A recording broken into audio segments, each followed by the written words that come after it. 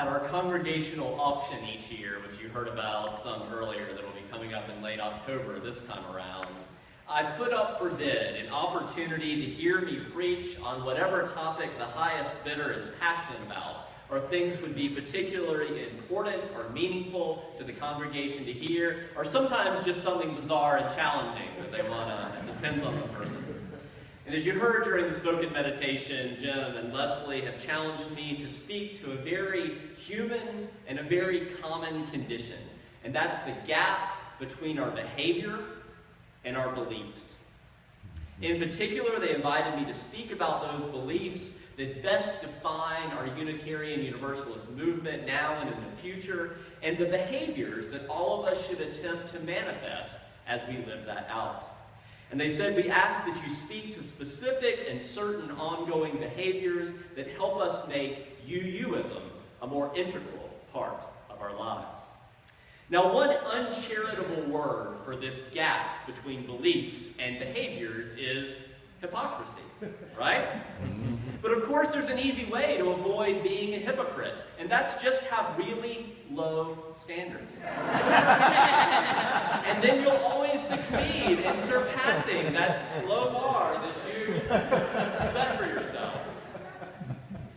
Now, even a cursory glance at our UU7 principles that are listed on the back of your order of service shows that we have set high goals for ourselves, recognizing the inherent worth and dignity of every person, not just those people that are easiest for us to like.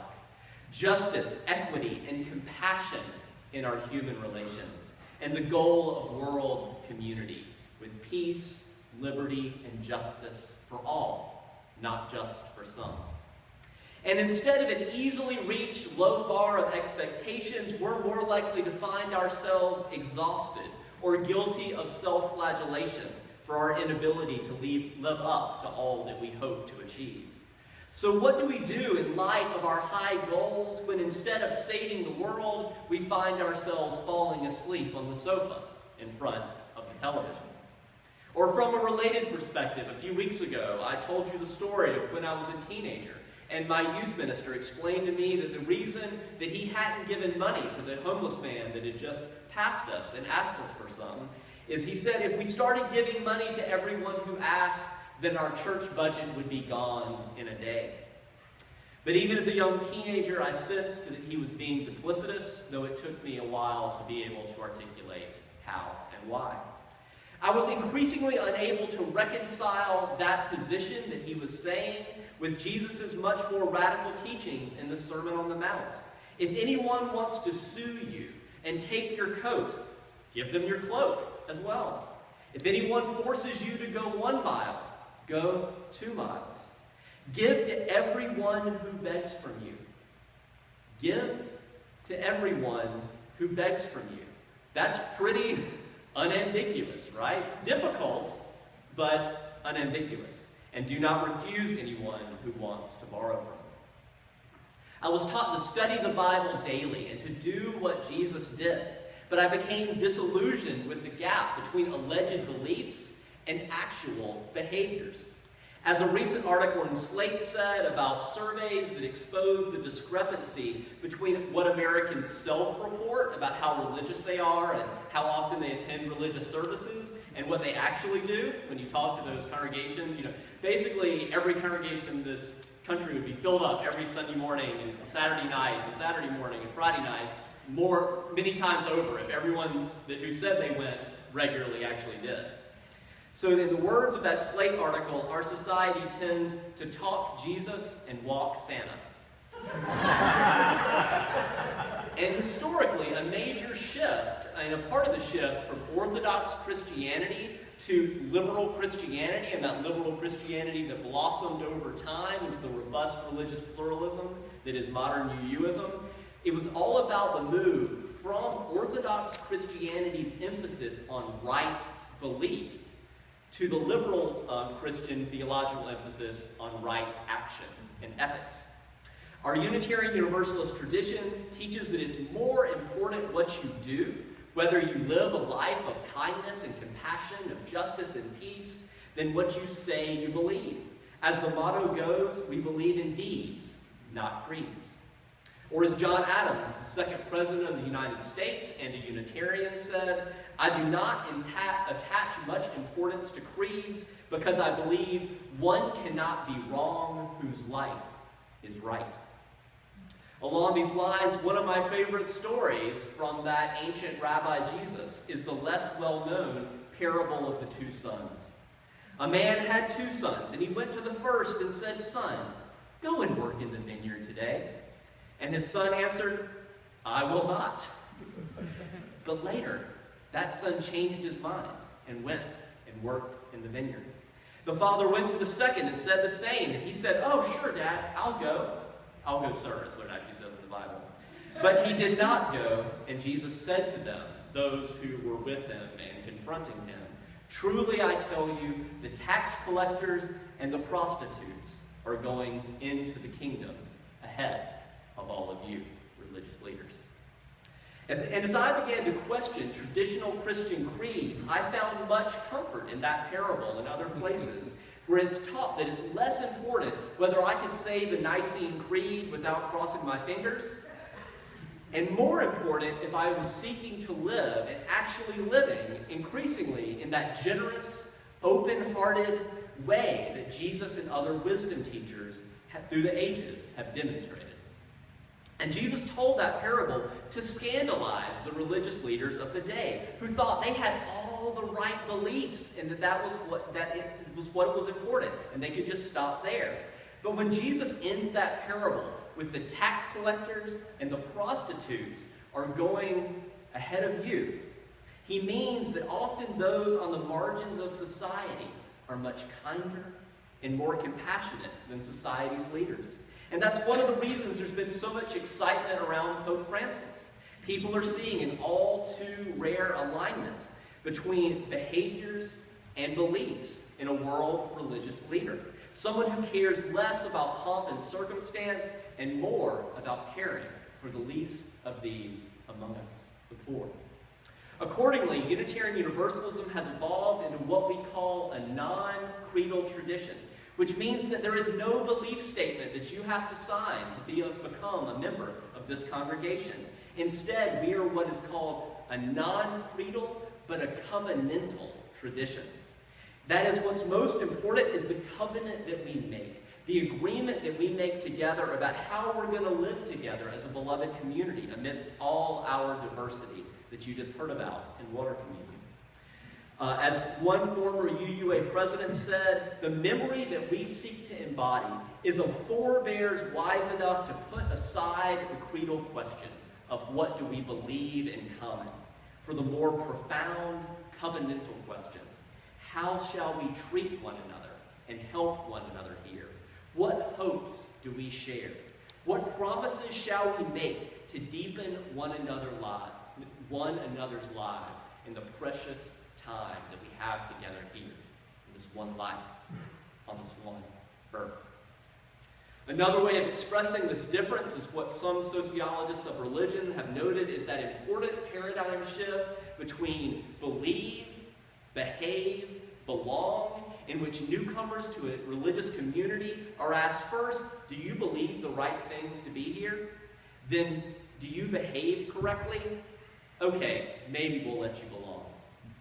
The postmodern paradigm that Unitarian Universalism and other religious communities increasingly represent inverses and reverses that order to belong, behave, believe.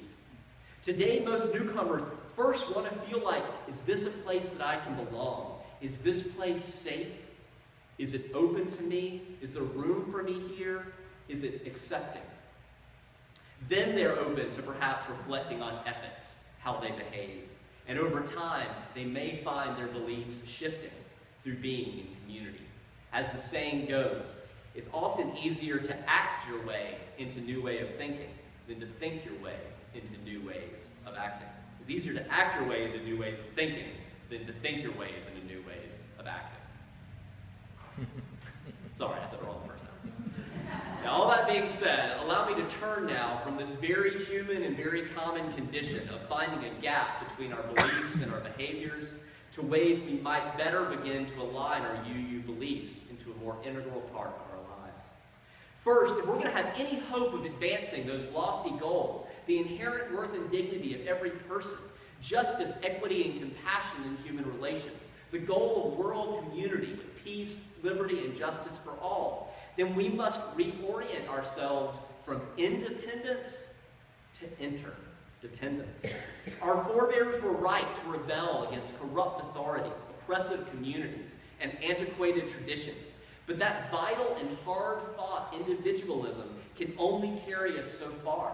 And our society's current extreme individualism is eviscerating the common good.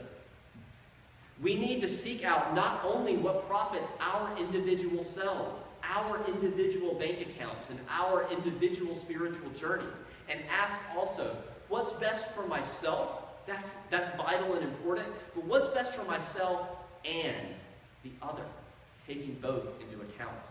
And we need to expand from the bottom line of profit alone to include what's called the triple bottom line.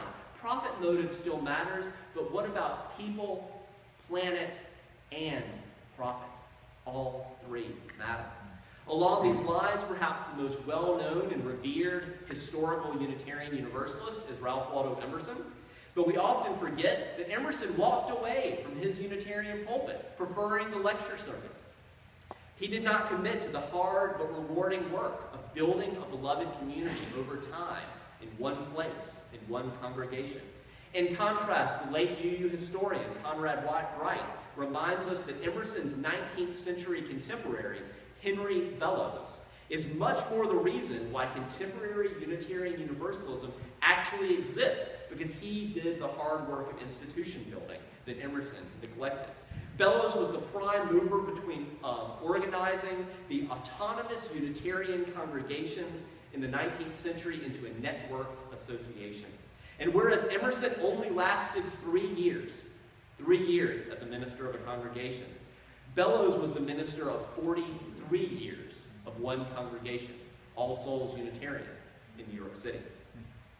Bellows also reached out to the wider community, in particular during the Civil War. Bellows noticed women in his congregation helping and making a big difference in work sites and cleaning them up in military campsites. And he said, we need to institutionalize that. He got a meeting with President Lincoln, and they formed together the U.S. Sanitary Commission. Bellows became the first president. They cleaned up campsites, they provided food, clothing, and medical supplies, improved hospital conditions, as well as later helped Civil War veterans with jobs, pensions, and health care. To make a similar impact here in the 21st century, we need to balance our Emersonian individualism with a Bellowsian interdependence. Instead of turn toward one another for mutual trust and support, because there's so much more we can accomplish together than alone. In this spirit, I'm pleased to report that all the critical positions are filled for our upcoming family emergency shelter that we're partnering together with 2 other congregations. That is interdependence in action. But I want us to remember, especially as we live into this project, that the reason that's necessary is the failure of interdependence in our larger society. The failure to provide affordable housing, simple, decent places to live for all people. I'll talk about that in a future sermon, but as we stopped building affordable housing in the 80s, homelessness has gone from around 1 million to 500,000. I mean, it's gone from 100,000 to 500,000, I think, in this country. So I'll get you the statistics, but the reason we're having to commit to interdependence here is our larger society's failure of interdependence, and to give a simple place to live for families and their children. Looking to the larger UU movement, my colleague, the Reverend Sarah Mollenhauser Salazar, points to a fascinating recent survey of 700 self-identified Unitarian Universalists who were not affiliated with any local congregation, a group that's sometimes lovingly called free-range Unitarian Universalists. These findings are significant because, listen to this closely, the number of individuals who on surveys identify as UU but are not members of local congregations is 4 times bigger than our actual membership. 4 times bigger. There really are people out there that would find this place to be good news. In response to the question, when do you feel most UU, these free-range UUs said, when they're with other UUs. They actually want to be with UUs, but may not know how and why. When they're with people with different religious beliefs, they're like, wow, I really am UU. When they're with people that aren't UU, and when they're living out their values or engaged in spiritual practice. We need each other. We're stronger together. We can change ourselves and the world when we live out our values together. And that's why I encourage you to invite friends and family and colleagues who would find this place to be good news to come with you.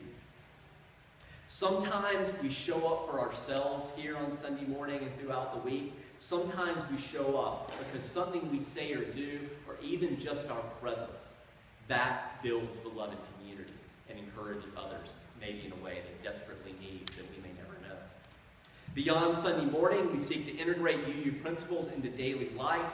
I know of individuals and families who each evening light a chalice on their dining room table and then share together the ways they have succeeded or failed to live out UU principles during that day. Some people on Mondays, they start with the first principle. So they say on Mondays, in what ways did I succeed or fail to recognize the inherent worth and dignity of every person? And then on Tuesdays, the second day of the week, the second principle. In what ways did I succeed or fail today to practice justice, equity, and compassion in human relations? And then to kind of toss it up with those you eat dinner with, you can change it up sometimes. Go with the seventh principle on Wednesday or something crazy. But the goal over time is to notice the times when it's easiest for you to put your UU values into practice and be more intentional about doing more of that, those easy things that you can easily do more of, and to notice the situations when it's most difficult for you to live out your UU values, so you can reflect on how might I be more intentional in those difficult situations in the future.